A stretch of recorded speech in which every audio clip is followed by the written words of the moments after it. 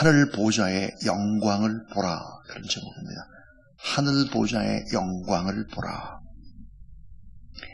많은 사람들은 하늘을 바라보면서 아무것도 없다, 공허한 하늘이다, 이렇게 생각할 때가 참 많습니다. 그러나 하늘에는 우리의 눈에 보이지 않으나 많은 것들이 하늘을 품고 있고 담고 있습니다. 이 세상을 살아가는데 가장 중요한 것들이 하늘에서 결정될 때가 참 많죠. 인간이 살아갈 때 아주 중요한 비를 하늘에서 내려다 주시고, 모든 생명체의 존재에 가장 중요한 빛도 바로 이제 태양도 하늘에 있습니다.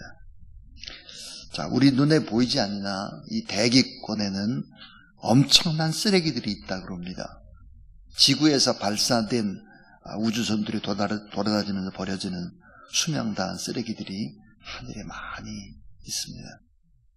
만약에 이런 우주 쓰레기가 이 땅에 떨어지게 되면 사람들은 위험하게 될 것입니다. 자, 그런데 이런 하늘, 이스라엘 백성들은 이런 것 말고 하늘에 내려오는 것들을 보았습니다. 하늘에서 음성도 들었고요, 또 환상도 보았습니다. 자, 하늘에서 뭐가 내렸을까? 만나가 내려와서 40년 동안 먹고 살았죠. 그러니까 생명이 하늘에 있구나, 이것을 이스라엘 백성들은 알았습니다. 메추라기 때도 하늘에서 떨어졌고, 또 구약 성경의 아브라함은 소돔과 고모라가 멸망할 때 하늘에서 불과 유황불이 내려왔습니다. 온 도시가 불바다가 되는 것을 봤죠. 그러니까 심판도 하늘에 있구나, 이런 사실들을 알았죠. 근데 특별히 선택받은 이 이스라엘 백성들은 하늘에서 하나님의 말씀이 내려온다는 사실들을 믿었습니다. 자, 꼭 필요한 시대에 하나님께서 필요한 사람들을 세워서, 선지자들도 하늘이 보내주는 분들이다, 그래서 말씀이 내려온다는 것을 그들은 알았습니다. 자, 하늘의 존재를 무시하고 세상에서 살고 죽는 모든 권세가 결국은 하늘에 있다는 사실들을 알아야 되는데, 이 하늘의 존재를 무시하고 이 땅 것에 목숨을 거는, 또 사람들을 바라보고 인생을 살아가는 그런 사람들이 참 많죠. 자, 인간의 어리석은 뭘까? 모든 것이 땅에서 결정이 되고 사람들에 의해서 결정이 된다, 법에 의해서 모든 것이 결정이 된다, 이런 걸 믿고 사는 것입니다. 이건 참 어리석은 사람들의 생활이죠. 하늘에 계신 하나님을 바라보며 살아가야 되고, 오늘 이 본문에 또 기도하던 요한 사도는 반모섬, 지금 이제 그리스라든지 튀르키예 사이에 있는 작은 섬, 이 섬에서 유배살이, 귀양살이를 하면서 하늘을 보았습니다. 자, 하늘에서 열린 문을 통해서 하나님의 영광이 임하는 것을 보고 하늘의 성전, 그 영광을 목격합니다. 동시에 큰 나팔 소리, 성전과 같은 소리를 들었고, 또 성령에 사로잡혀서 하늘 보좌에 앉으신 하나님을 목격했습니다. 자, 오늘 1절 말씀을 보면, 이후에 내가 보니 하늘에 열린 문이 있는데 내가 들은 바 처음에 내게 말하던 나팔 소리 같은 그 음성이 이르되 이리로 올라오라. 이후에 마땅히 일어날 일들을 내가 내게 보이리라 하시더라 그랬습니다. 자, 하늘 보좌, 이 하늘 보좌를 봤습니다. 하늘 보좌의 모습이 어떤 모습일까? 동심원 구조라고 했습니다. 동심원. 한번 화면에 한번 띄워보시면 동심원이 바로 저런 거죠. 하나 화면을 봐주세요. 하나의 중심으로 된 둘 이상의 원, 이게 이제 동심원 구조입니다. 자, 이 동심원 구조로 하늘 보좌가 되어 있었다라고 하는 것이죠. 계시록 4장 4절에 보면 이렇게 되어 있습니다. 또 보좌에 둘려 24보좌들이 있고 그 보좌들 위에 24장로들이 흰옷을 입고 머리에 금관을 쓰고 앉았더라 그랬습니다. 조금 전에 봤던 동심원 구조 맨 가운데 그 보좌에는 바로 누가 있을까? 예수 그리스도가 지성소 중심에 계시는 것입니다. 그리고 무지개와 네 생물과 24장로와 천군 천사들의 천천만만이 찬양하는 구조로 이렇게 배치가 된 것이 바로 이제 하늘의 모습이었다 그랬습니다. 그런데 오늘 이 말씀을 보니까 자, 흰 옷을 입었다 그래서 4절에 보니까 흰옷이 뭘까요? 죄 용서를 받은 사람들이 입는 옷이 바로 흰옷이죠. 자, 금관을 썼다 그랬는데 이 금관이라는 우리말 성경에 보니까 뭘까? 금면류관입니다. 이 금면류관을 썼다고 하는 것은 왕관이죠. 왕관. 자, 그러면 우리의 자리는 어딜까 하는 거예요. 우리가 앉는 자리는 어딜까? 당연히 우리가 앉는 자리는 바로 예수 그리스도 옆에 자리입니다. 오늘 우리는 누굴까요? 예수 그리스도의 신부입니다. 신랑 되신 예수 그리스도와 함께 그 자리에 앉는 거죠. 우리의 자리가 예수님의 신부의 자리죠. 참 우리의 위치가 어떤 것인가 이런 것들이 이제 보게 된 것입니다. 오늘 이 본문 속에서 중요한 교훈들을 세 가지를 생각하겠습니다. 그 첫 번째가 뭐냐면 자, 이 땅의 삶에 고난이 와도 낙심하지 말라 하는 것입니다. 이 땅에서의 삶에 고난이 와도 낙심하지 말라 하는 것입니다. 자, 당시 소아시아 교회들은 다 비참한 상태의 교회였습니다. 성도들은 종이나 노예보다도 더 못한 취급을 받았죠. 범죄자 취급을 했습니다. 또 많은 괄시와 천대를 받았죠. 성도들은 이미 다 망한 사람, 쫓겨난 사람 같은 취급을 받아야 했습니다. 자, 이 같은 사람들에게 요한이 보내온 소식은 우리가 하늘 보좌에 올라가게 되는데 예수 그리스도의 보좌에 옆에 앉더라. 그리고 이제 쭉 다 설명하는 이런 얘기를 들었을 때 많은 위로와 희망을 발견했을 것입니다. 자, 초대교회 성도들이 삶을 살아갔던 삶의 기록들, 문서들에는 사도들뿐만 아니라 성도들의 이름 앞에 꼭 붙이는 성이 있었습니다. 그 성이 뭘까? 디테디오스라고 하는 성입니다. 디테디오스. 그러니까 이름이 만약에 이제 베드로다 그러면 디테디오스 베드로, 디테디오스 바울, 디테디오스 제한 요한 이렇게 이제 디테디오스라는 단어를 공통으로 쓰고 있었습니다. 디테디오스의 뜻이 뭘까? 근심, 걱정, 염려에서 해방된 사람이라는 뜻입니다. 자, 디테디오스라는 이름을 성으로 붙이고 살았습니다. 난 더 이상 염려하지 않고 근심하지 않는다. 이 땅에 고난과 역경이 와도 나는 영원한 하나님의 나라가 있다. 이런 확신들을 가진 것이죠. 나는 왕의 곁에 왕관을 쓰고 예수 그리스도의 곁에 앉을 사람이다. 이런 확신들을 가지고 이 어려움들을 이겨낸 것이죠.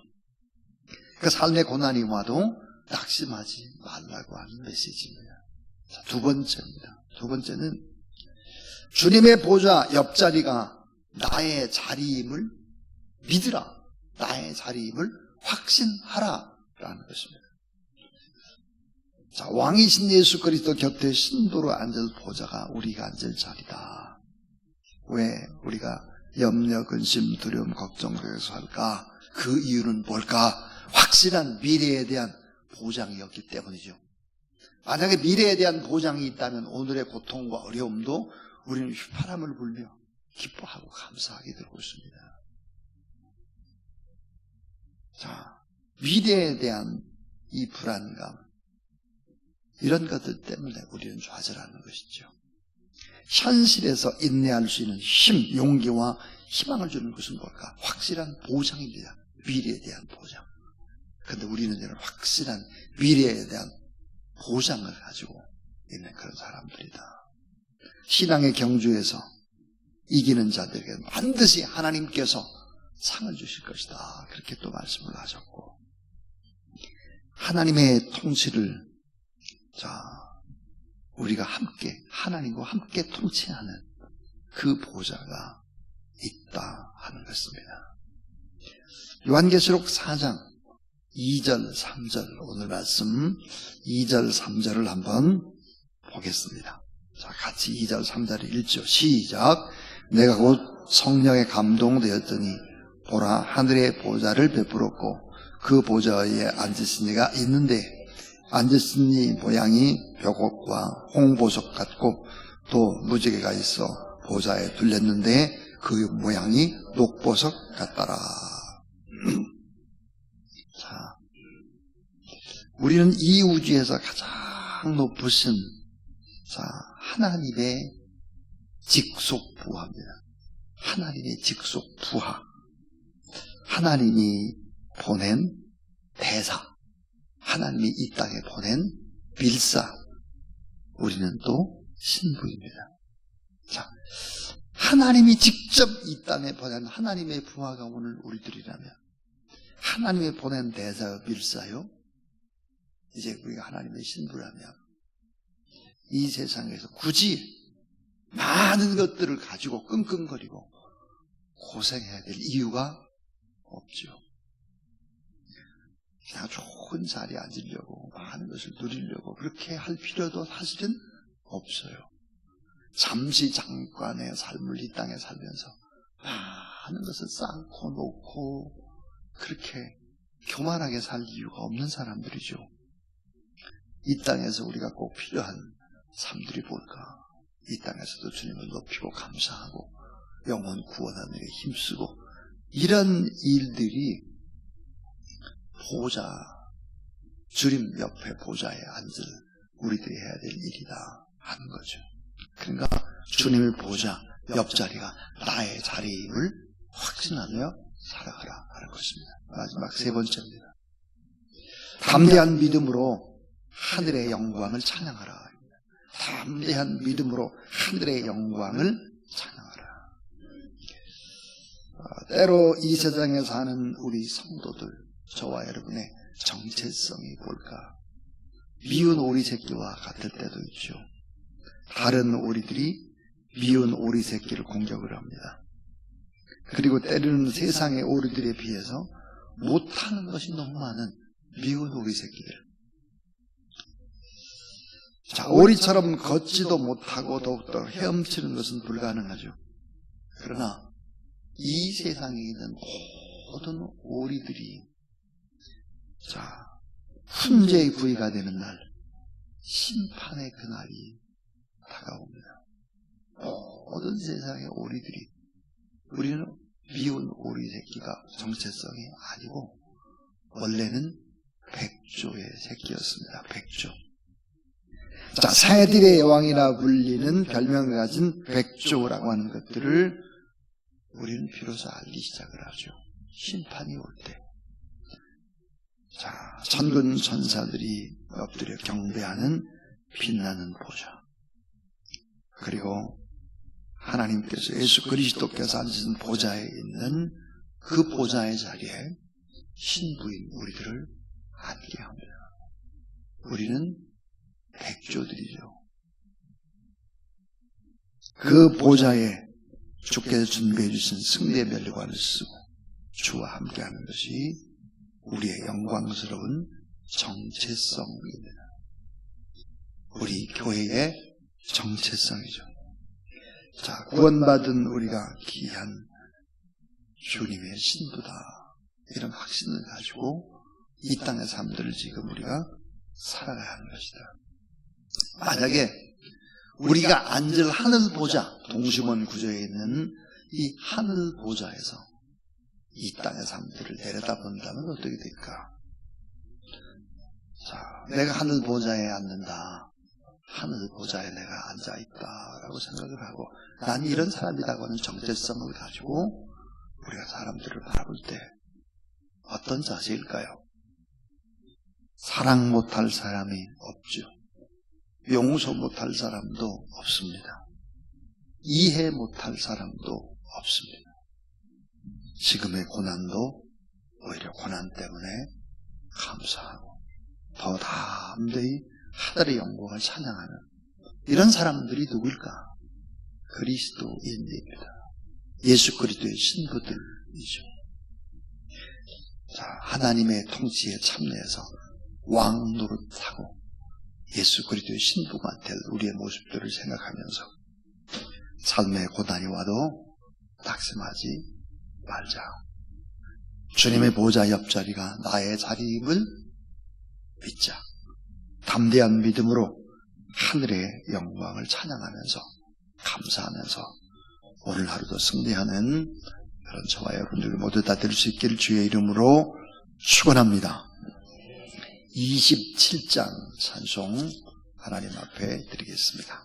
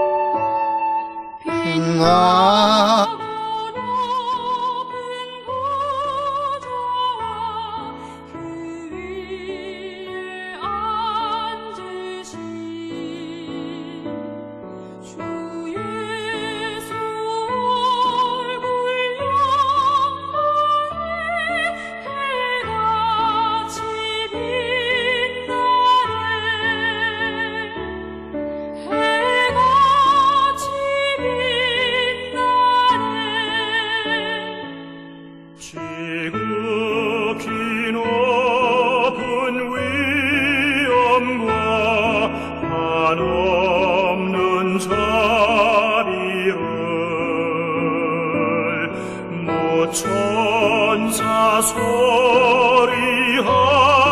소리하여 늘 찬송 드리네 늘 찬송 드리네 영축을 나를 살리려 그 영광 떠나서 그 부끄러운 십자가 날 위해 지셨네 날 위해 지셨네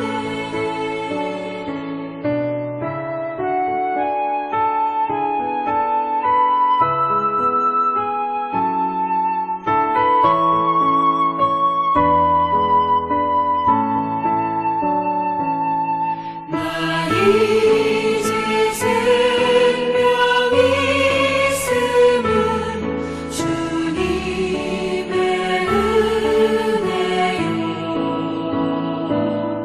저 사망 권세 이기니 그 기쁨 넘치네 그 기쁨 넘치네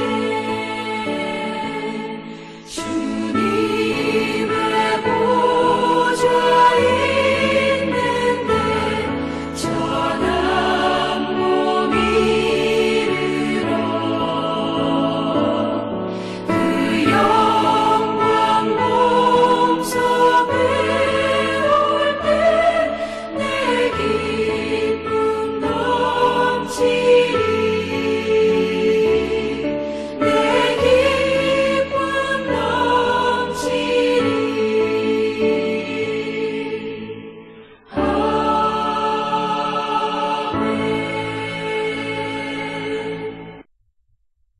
이제는 하늘의 보좌에서 우리를 기다리고 계시고 우리를 맞이할 준비를 하기 위해서 늘 언제나 중보 기도하시고 또 우리의 모든 모습들을 지키시고 인도하시는 우리 구주 예수 그리스도의 무한하신 은혜와 하나님의 거룩하신 사랑과 성령의 능력의 기름 부으심을 또 하나님 앞에 나와서 예배드리고 중보 기도하고 하나님을 찬양하는 모든 하나님의 사람들은 머리 위에 이제로부터 영원토록 함께 하옵시기를 간절히 축원하옵나이다. 아멘.